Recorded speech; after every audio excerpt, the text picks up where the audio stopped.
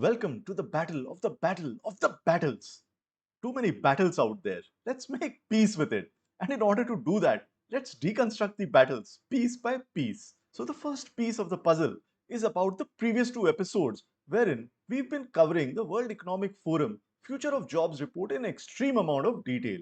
In these two episodes, we firstly looked at what are the top 10 jobs of the future and which are the jobs which are most at risk. And subsequently, we realized that it's not just enough to talk about jobs, because what really constitutes jobs or makes one ready for jobs is the skills that one has. And in the battle of the skills, we saw 26 skills battling it out there for the number one spot. And the winner of this battle royale was analytical thinking, which corporates all across the world believed was the number one skill that was core to the jobs that their employees did in their respective organizations as of today. And not just that, even when it came to the evolution of these skills, corporates thought that analytical thinking was right up there in terms of its future importance, and hence it comes as no surprise that the reskilling focus they had in terms of analytical thinking abilities of their workforce was amongst the highest. So that's one element of the battle where analytical thinking is clearly the winner. But in order to deconstruct what analytical thinking is really all about, what is its definition? What are its key components? What does it even mean? We have another battle on our hands. And in the earlier days, whenever we had such queries, we would always turn to Google. But times have changed, and people turn to ChatGPT for their most frequently asked question these days, of course, in addition to searching on Google. But a one-on-one battle is not all that interesting. After all, we had 26 skills battling for the number one position, which analytical thinking won. And in order to deconstruct what analytical thinking is all about, let's have more competitors in the fray. So the exciting news is that we are comparing 15 LLMs. Yes, you heard that right. 15 LLMs, that is large language models, head on for the simple task of analyzing what analytical thinking is all about. So let us look at what each of these 15 LLMs have returned in answer when we've asked them the same question consistently. Define analytical thinking and its key components. So what we are expecting in return is a two-point answer. Firstly, a definition of analytical thinking, and secondly, a listing of its key components. And let's see what we get from each one of them. So let's start with everybody's favorite, ChatGPT, which has really set the LLMs debate on fire ever since it was released on 30th November 2022. So if we look at their response, it seems to be on point on the surface. There seems to be a very nice, neatly structured definition paragraph right at the beginning, and then it goes down to list the key components of analytical thinking, exactly what the doctor ordered. And if you look at it, it's got 10 nice bullet points listing down what seem to be the key components of analytical thinking. But is it? Are these actually the key components? Or is there something amiss here? And that is where you will need a little bit of analytical thinking to deconstruct the response. As you would have heard earlier, the strong point of these LLMs, in particular ChatGPT, is that it churns out nice sounding language, grammatically correct language, and it sounds extremely confident about its observations and responses. And that is exactly what you see at play here, and not just here, but across all the 15 LLMs. This is a consistent thread that you will see, barring a few exceptions. If we analyze the key components that they have listed, the first few seem to be on point. Critical thinking, problem identification, definition, data collection, analysis, logical reasoning, they all seem to be exactly what analytical thinking is all about. But then, as it starts churning more and more data, and as you would have experienced, ChatGPT is pretty chatty. And when it starts chatting too much, it starts churning out stuff which is sometimes superfluous and sometimes just factually incorrect. And this is what we start seeing in the bottom half of the list. If we look at number 6, systems thinking is technically not a component of analytical thinking. It's in fact a much larger cognitive faculty. Even if we look at the global skills taxonomy, which I referred to in the previous two videos, and in simple terms, taxonomy is nothing else but classification. So in other words, if we look at the standard global way of classifying skills, then within the cognitive bucket, we find three skills, which are analytical thinking, creative thinking, and systems thinking. So clearly, systems thinking and analytical thinking are not components of each other. They are in fact two distinct cognitive faculties.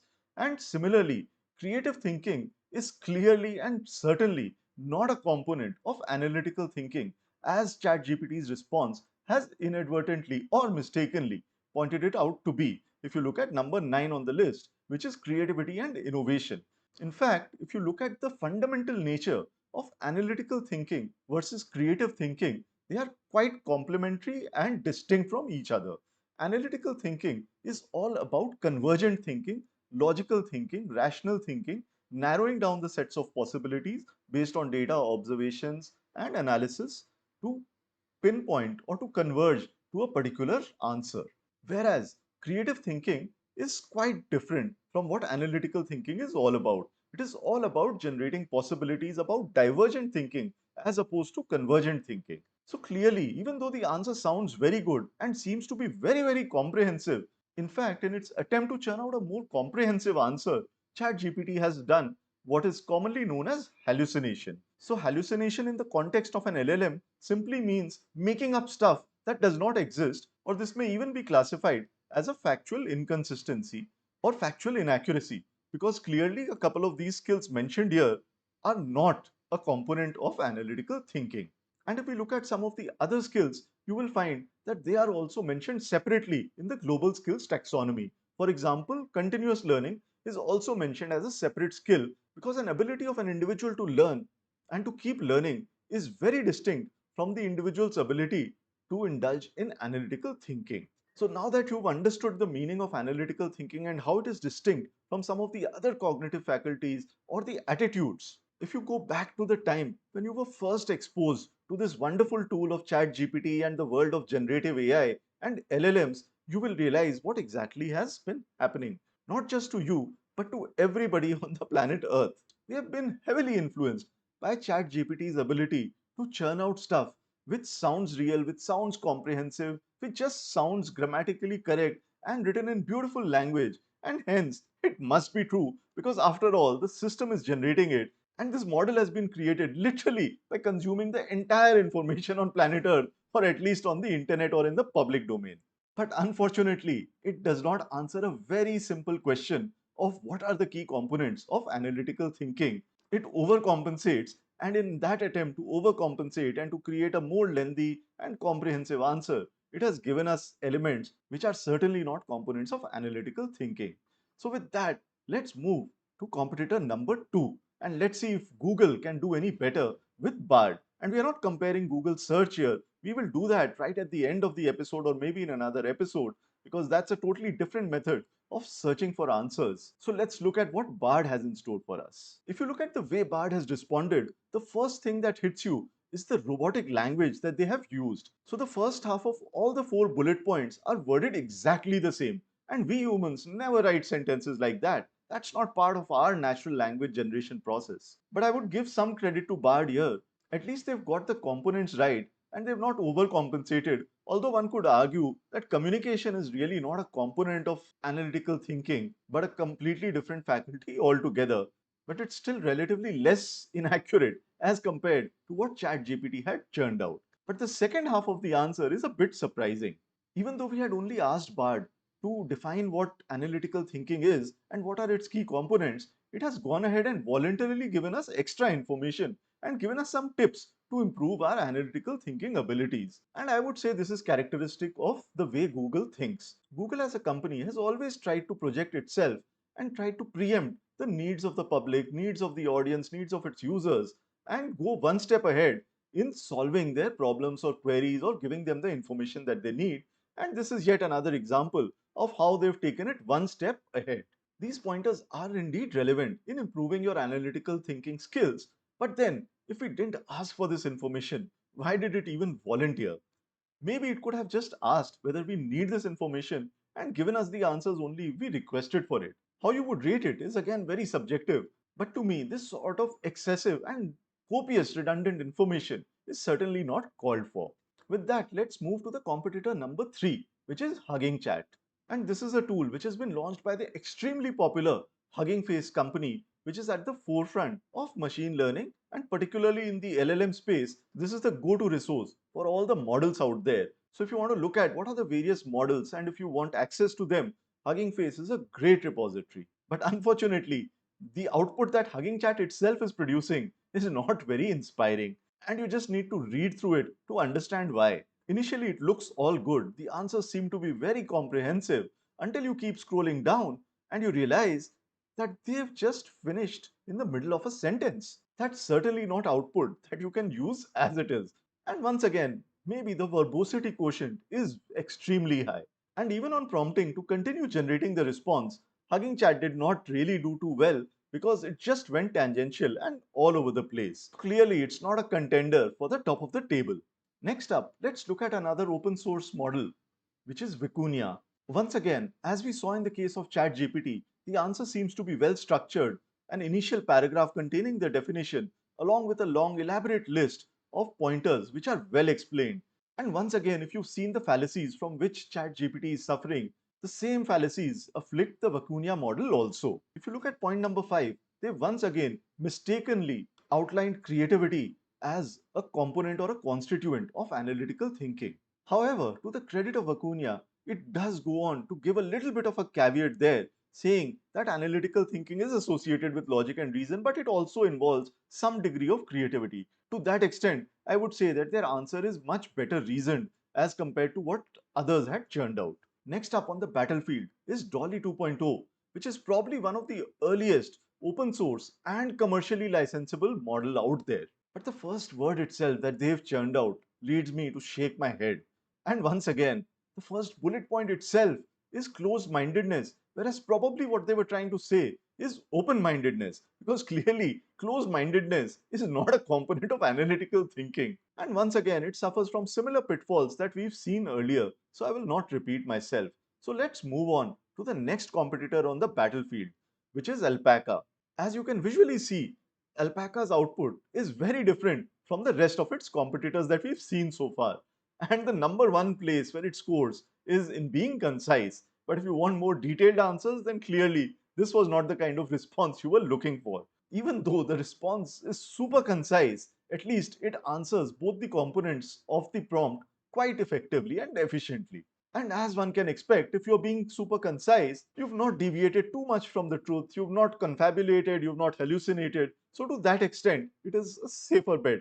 And probably you could play with it and get more detailed responses in the manner and in the direction in which you like, which might be a better approach than just churning out a long blob of text, some of which is downright inaccurate.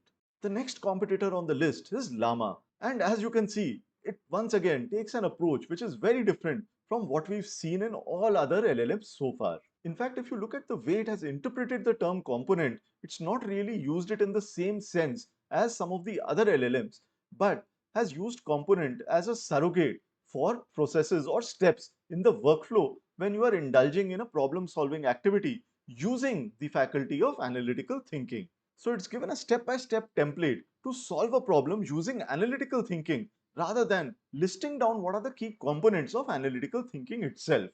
This list is useful, but certainly is not answering the question and is not on point. If you just want more variety in the mix, then it's a good idea to mix all of these models up and get different responses just to see what are the various thought processes which can emanate from the idea of diving deeper into analytical thinking. But as we've seen earlier, one needs to be very careful while doing that and use your own analytical thinking to decide whether something that is being dished out to you is indeed correct or not. And mind you, just because it sounds right, it's written in immaculate, grammatically correct English, and it just sounds confident and is coming from a computer, it does not mean that it is correct. So take it with a pinch of salt. The next model on the list is Koala. And once again, as we've seen in the case of ChatGPT as well as Vicuna, the output is fairly similar.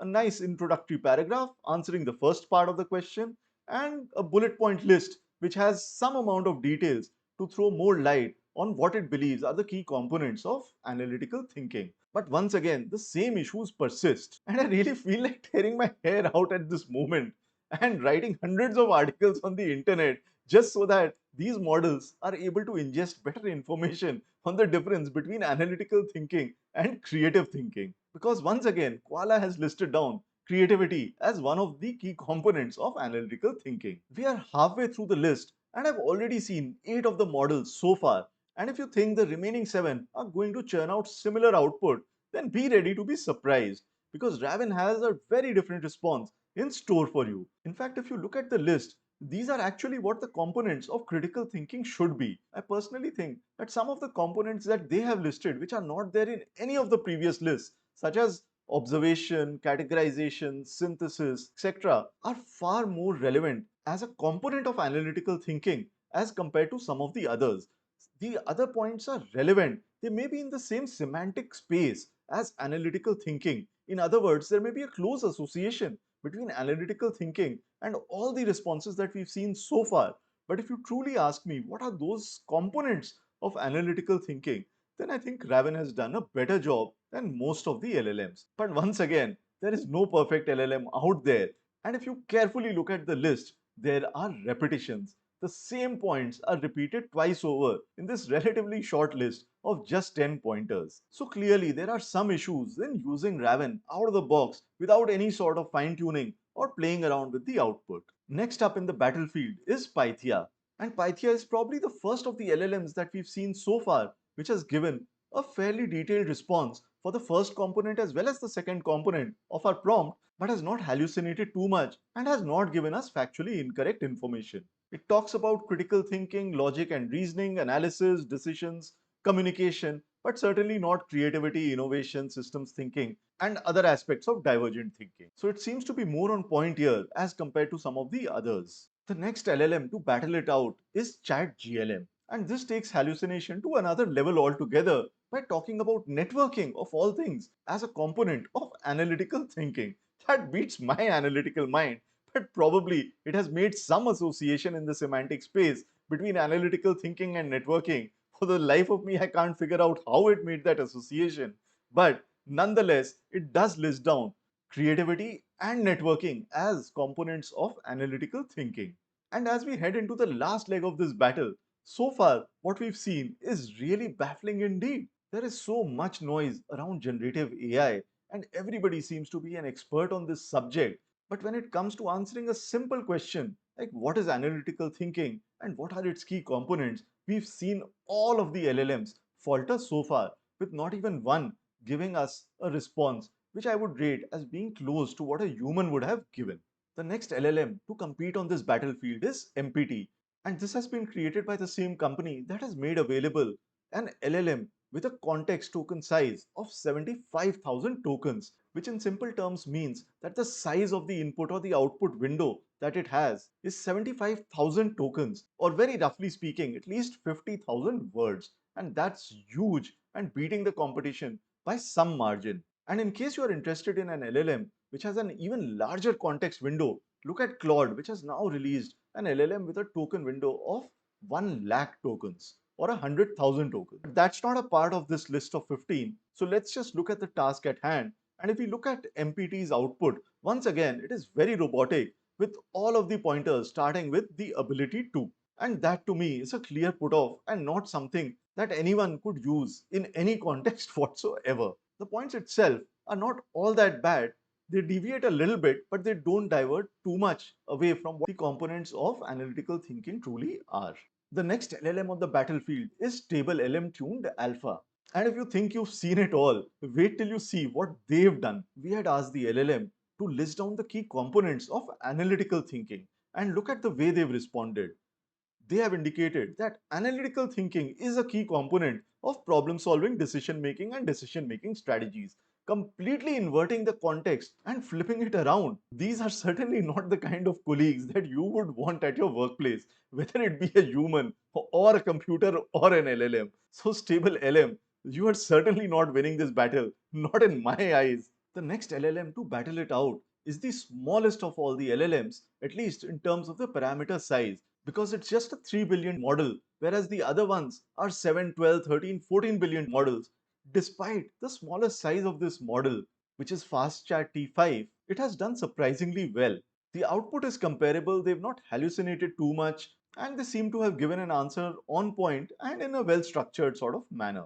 And next up is the penultimate entry, which is a duplicate. And I've given Raven a second shot. And the reason for that is because the first response had different observations as compared to all of the LLMs that we've seen so far. in terms of what it believes are the key components of analytical thinking. So I wanted to see, if we give it another chance, what does it come up with?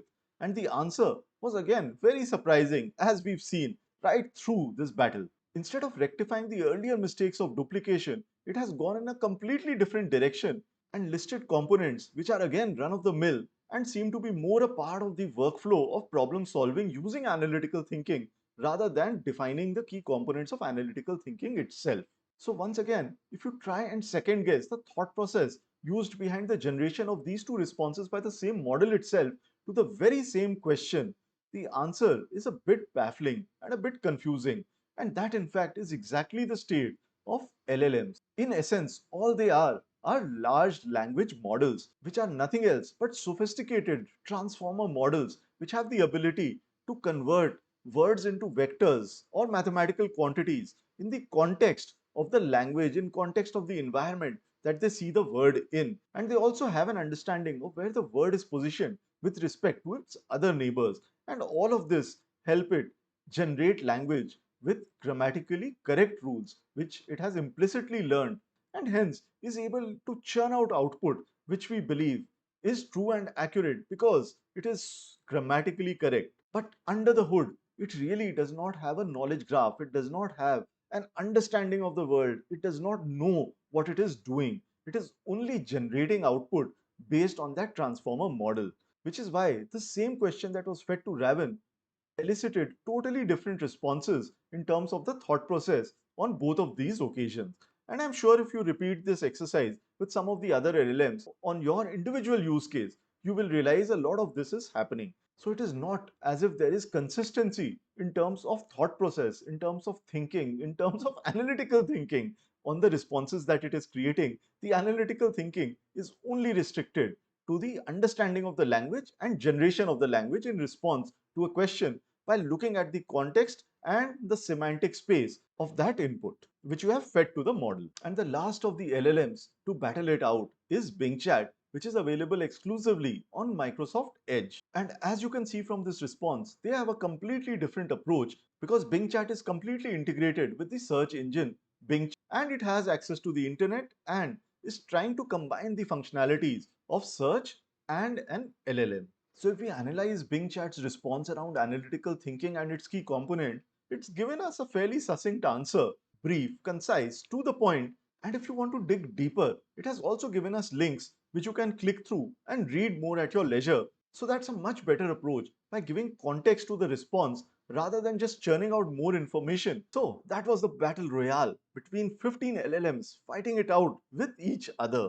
We will come to the results of this battle, but before we started this battle, I told you that it is not a battle between these LLMs and Google, but that is something that we will cover right at the end.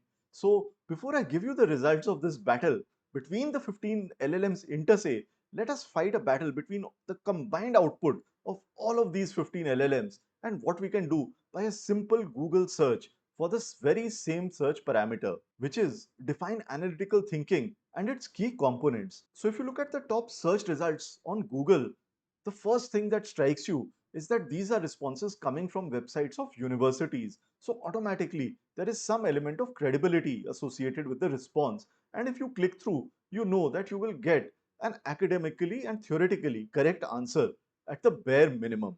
And if we click through on just the first result itself, we get to this nice PDF by the Chicago State University, which exactly defines what analytical thinking is and what are the behavioral indicators, or in other words, the key components of analytical thinking, and how you could exhibit some of those behaviors to indulge in analytical thinking. Or in another context, if you have to assess somebody on analytical thinking, you could give examples of what kind of behaviors you would expect to see in other people. And not only that, it goes on to indicate what are some of the behaviors that you would see at three levels of proficiency of analytical thinking.